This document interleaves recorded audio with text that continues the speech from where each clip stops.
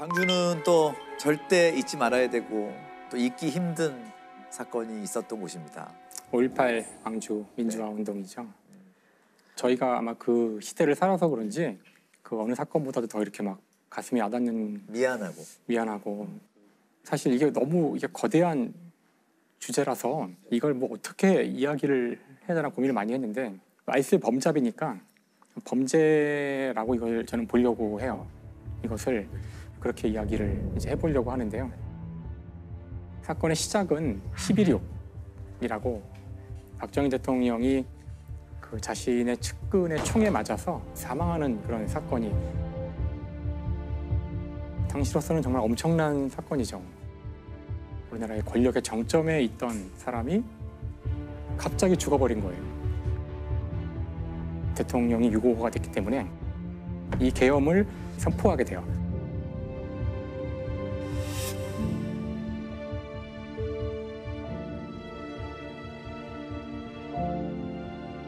그러자 이제 그 이후에 수많은 일들이 벌어질 수 있는데, 그때 일어났던 여러 가지 일 가운데 하나가 결국 이제 광주에서 일어난 이 비극이었는데, 일단 대통령이 6.25가 되자 빨리 이 사건을 누군가가 빨리 그 조사를 하고 해결을 해야 되잖아요. 네네. 그래서 이제 합동수사본부가 꾸려지는데, 합동수사본부의 본부장을 맡은 사람이 바로 당시 보안사령관이었던 전두환.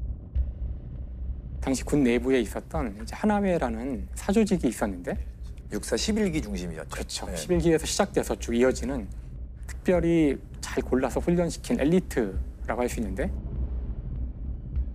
거기에 우두머리가 사실은 전두환이었고요. 결국은 이제 나중에 신군부라고 저희가 부르게 될 텐데, 전두환을 정점으로 한 이 신군부가 쿠데타를 일으키기로 결정을 하고 차근차근 우리나라를 무력으로 점거하는 그런 결과까지 가게 되는 거죠. 그 약간의 무력 충돌이 있고서는 군을 장악하게 돼요. 사실 사람들은 오래되었던 그 박정희 정권의 독재가 끝나자 이제 우리가 민주주의를 다시 할 수 있지 않을까? 대학생들도 다 거리로 나와서 빨리 계엄을 해제하고 우리 정상적인 선거를 치러서 민주주의를 복구하자, 이제 이런 열망들이 있었고요. 이미 벌써 그때 전두환이라는 이름이 나와요. 계엄 철폐, 전두환을 물러나라.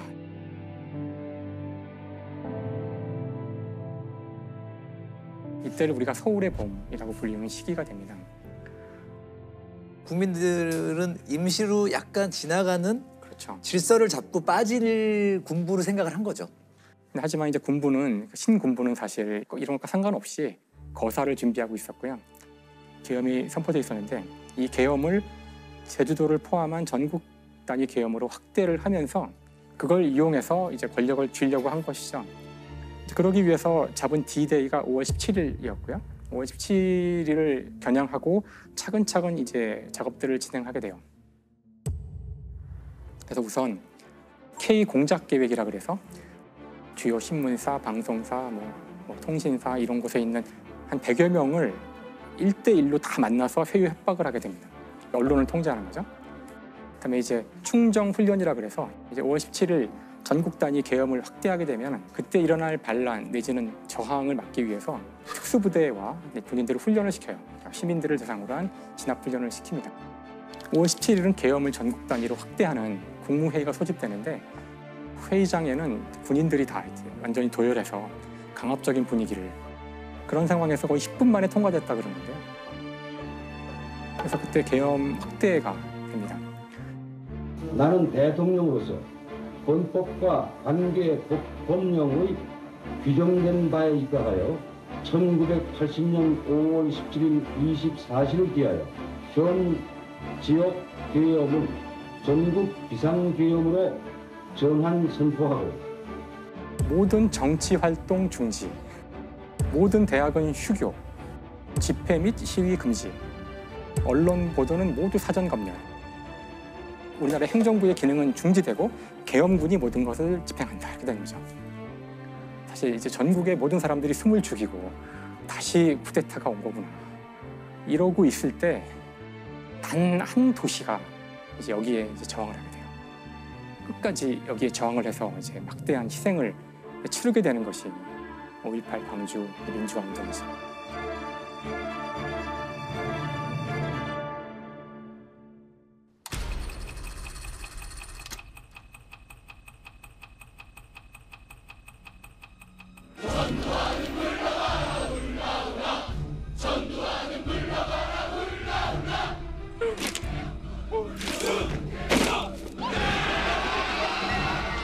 전남대와 조선대에 투입된 군인들이 총에다가 착검을 한 상태로 들어가서 막 학생들을 이제 체포하게 되죠. 평소 같으면 조금 이렇게 시위를 하면은 쫓아버리고 말았을 것 같은데 이 공수부대원들은 일단 한번 찍으면 막 피곤죽이 되도록 사람을 막 폭행을 하고 끝까지 추적해서 마지막까지 쫓아가서, 그래서 이유를 모른 채 수많은 사람들이 그냥 연행을 당하는데 이날 연행된 사람만 405명, 68명이 외상, 12명은 중태라고. 특히 이제 이날 그 청각장애자인데요, 김경철 씨라는 분이 있는데 첫 번째 아마 그 사망자라고 볼 수 있습니다.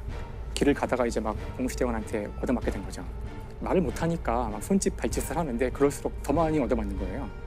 결국은 이제 다음날 죽게 됩니다. 사망하게 돼요.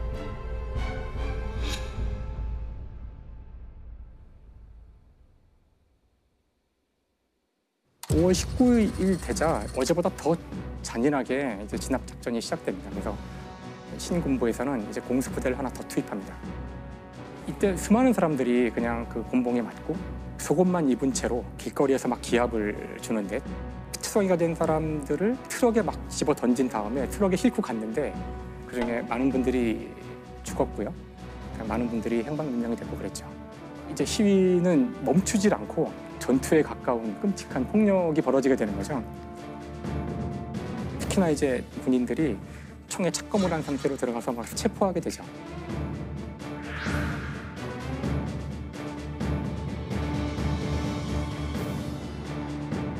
대검에 의한 그 피해가 너무 커져가지고 병원에 너무나 많은 사람들이 칼에 찔려서 오는 일이 벌어지죠.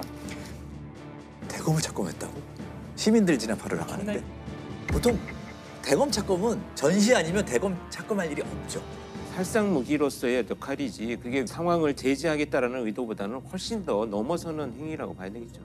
자기가 지켜야 될 장소에 가는 계엄군이 이미 착검을 한 상태로, 그러니까 다른 지역에서는 그것만 보고도 아마 별로 저항을 할 의지 자체를 다 그렇죠. 잃었을 거예요. 5월 20일 오후가 되면 시내버스, 트럭과 택시의 200대가 줄을 지어서 계엄군이 점령하고 있는 도청을 향해 갑니다. 금남로를 지나서. 그날 밤에는 이 사실을 제대로 알리지 않는 이제 방송국, MBC, KBS가 불타오르게 되고요. 진압이 안 되니까 이제는 정말 공수여단의 여단장이 그 실탄을 나눠주라고 합니다. 실탄을 이제 장전하게 돼요. 민간인을 상대로. 그렇죠. 그러니까 지금 보시면은 신군부는 광주를 상대로, 시민들을 상대로 지금 군사 작전을 펼치는 거예요. 결국은 21일 날 오후에 엄청난 규모의 집단 발포가 이루어지는데, 도청 앞, 그러니까 군수대 앞에서 애국가가 울려 나오는데, 애국가가 끝남과 동시에 이제 군인들이 이제 집단 발포를 하게 됩니다.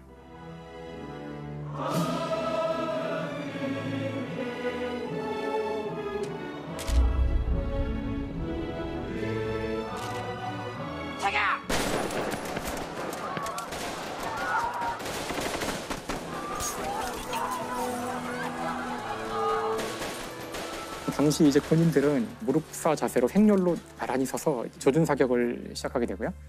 그래서 그 순간 거기서 54명이 사망하고 이제 수백 명이 부상을 당했고요. 금남로 위에 있었던 여러 빌딩들, 그런데 이제 저격수들이 올라가서 밑에 있는 시민들을 이제 그 조준 사격해서 다 죽이게 됩니다.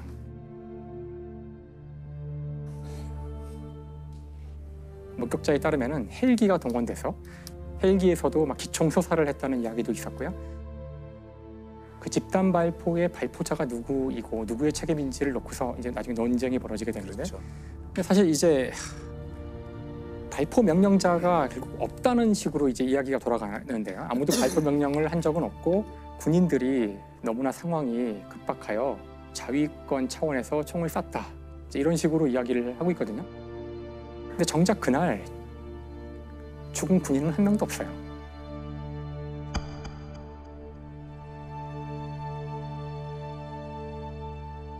이제 27일 날 이제 본격적으로 이제 진압 작전이 시작됩니다.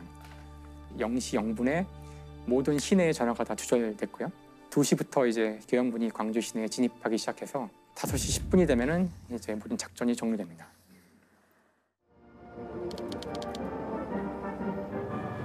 산당들에게 알린다. 상당들에게 알린다. 많은 폭도들이 투항하여 성명을 보장받았다. 아직도 늦지 않았으니 주저 말고 자수하라. 폭도에게 알린다. 폭도에게 알린다. 총을 버리고 자수하라. 계엄군은 그동안 광주 사태를 평화적으로 해결하기 위해서 전력을 경주해왔으며 그럼에도 불구하고 광주 사태는 극렬한 폭도들에 의해 악화되는 조짐이 보였다.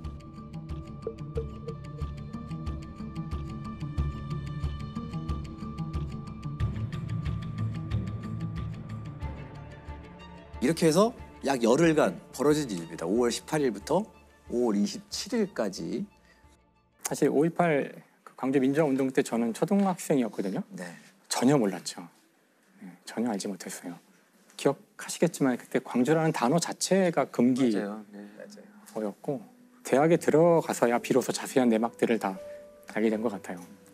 이게 이제 알려지고 나서 뉴스에 관에다가 전부 이렇게 태극기를 덮어가지고 자꾸 오열하는 장면들이 뉴스에 그 이후에 이렇게 나오기도 했었거든요.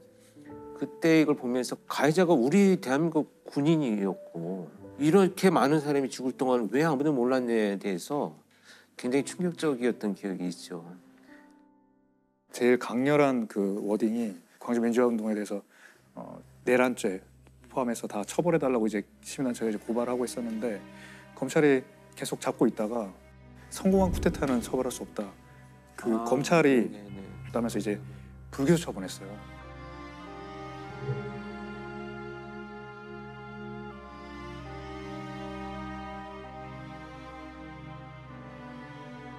그때 이제 그게 난리가 났고 저는 이제 법대에 갔으니까 저의 주변에서 이게 법적으로 맞냐 가지고 굉장히 이야기를 많이 했던 그때 기억이 납니다.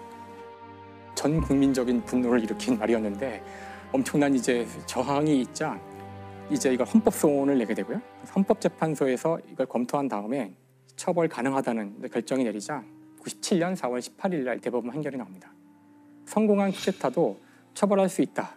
이제 특별법이 만들어지는데 5.18 특별법은 일반 법에 의해서 공소시효가 끝난 12.12 5.18 사건 관련자들에 대한 사법 처리를 가능하게 하고 전두환 전 대통령과 노 전 대통령 두 전직 대통령은 거액의 추징금을 함께 선고받았습니다. 육군 사관학교 동기생이자 60년 지기 친구였던 두 사람은 똑같이 내란죄와 뇌물수수죄란 불명예를 동시에 떠안았습니다.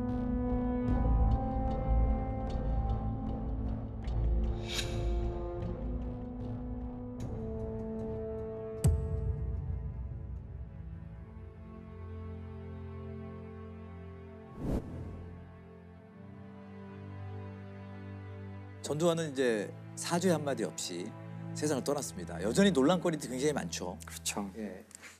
당시 계엄군 성폭행이 정부의 첫 공식 조사로 확인됐습니다. 계엄군의 대규모 유혈 진압 작전을 전두환 씨가 승인했다는 걸 증명하는 문건이 발견됐습니다. 5.18 광주 민주화운동 당시 군이 시민들을 상대로 헬기 사격을 한 사실이 38년 만에 공식 확인됐습니다.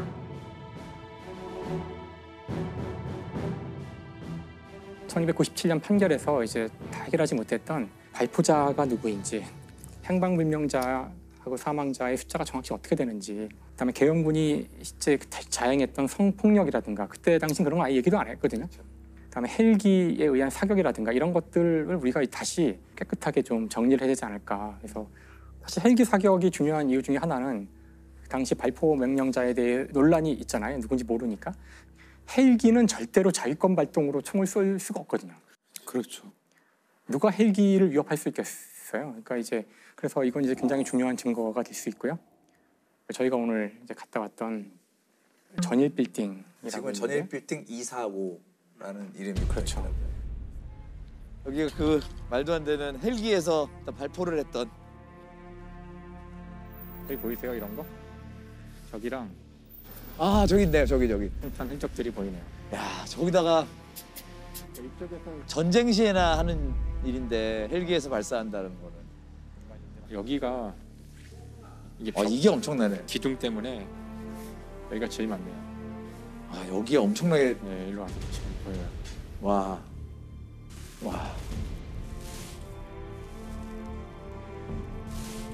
그러니까 이렇게 막 쏟아져 들어온 거죠. 쏟아져 들어오니까.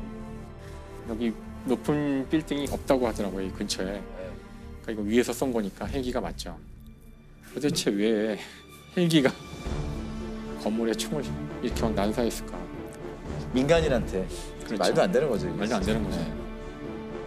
245라는 숫자가 처음에는 의미를 몰랐는데 그 245가 빌딩에 남아 있는 그 헬기의 기총 솟아 자국의 개수가 그러니까 탄은이 245개라는 뜻이더라고요. 245개는 난사를 했다라는 거죠. 네.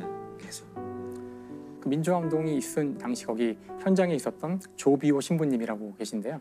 조비오 신부님이 헬기가 그 기총을 솟아했다. 이제 이런 증언들을 많이 했었거든요. 여러 증언들이 있었는데 당시는 신군부 쪽에서 뭐 헬기가 뭔지도 모르는 민간인들이 무슨 소리냐고 그거 그냥 헬기 소리라고 이래가지고 당시 조사도 이루어지지 않아요. 그냥 제기만 됐다가 그냥 묻혀버립니다. 근데 2016년 전일 빌딩이 리모델링이 되는데요. 그 과정에서 파악이 되고 있지 않았던 그 탄은에 대한 조사가 자세하게 이루어지게 돼요. 국립과학수사연구원이 총탄 흔적은 헬기 발포에 의한 것이라고 결론냈습니다. 국과수는 창틀을 뚫고 지나가거나 스쳐 지나간 총탄이 벽에 박혔다며 탄도를 계산했을 때 공중 정지 상태에서 비행 중인 헬기에서 쏜 것으로 보인다고 덧붙였습니다. 각도 같은 것들을 조사해 보면은 총알이 날라온 위치는 건물로부터 대략 한 50m 떨어진 지점에서 높이 28m, 30m 위에서 쏜 거예요. 안에서 쏜 것이 아니라. 그런데 그 일대에는 이것보다 높은 건물은 없어요.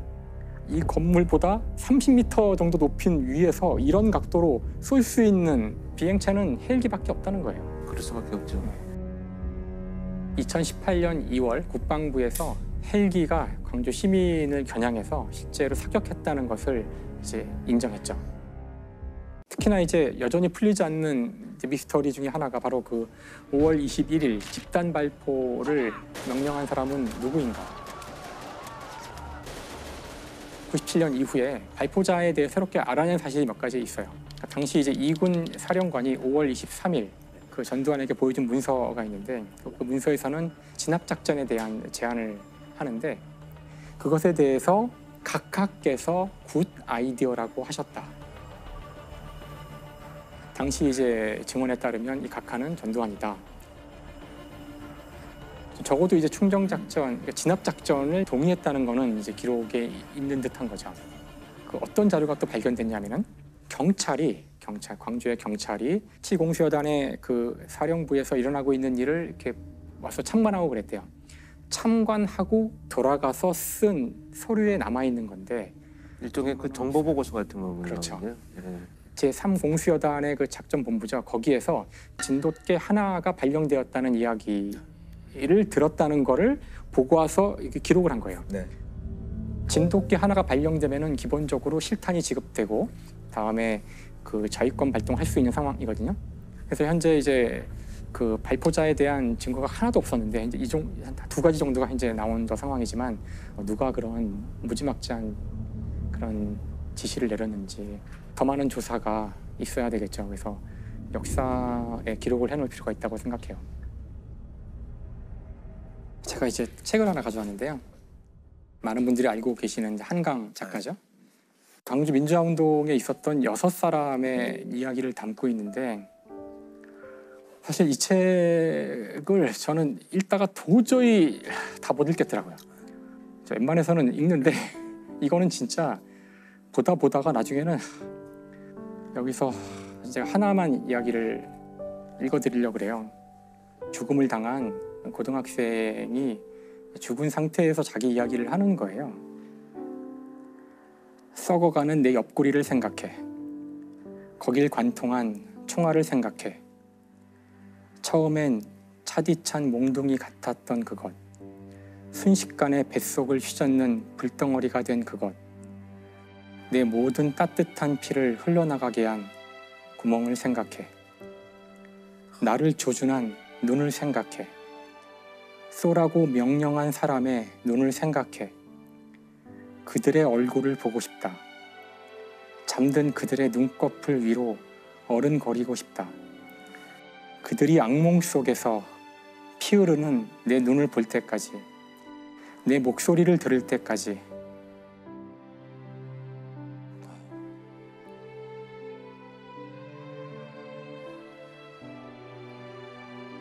저희가 이제 민주주의는 피를 먹고 자란다는 그런 이야기를 할 때가 있는데 아마 지금 우리가 누리는 이 민주주의가 누군가 흘린 피가 있었다는 것, 저희가 이것을 기억하는 것이 단순히 억울한 죽음에 대한 그런 묵념의 느낌이 아니라 바로 지금의 우리 이 민주주의가 계속 되기를 바란다면 이것을 잊지 말아야 한다고 생각합니다. 그렇습니다.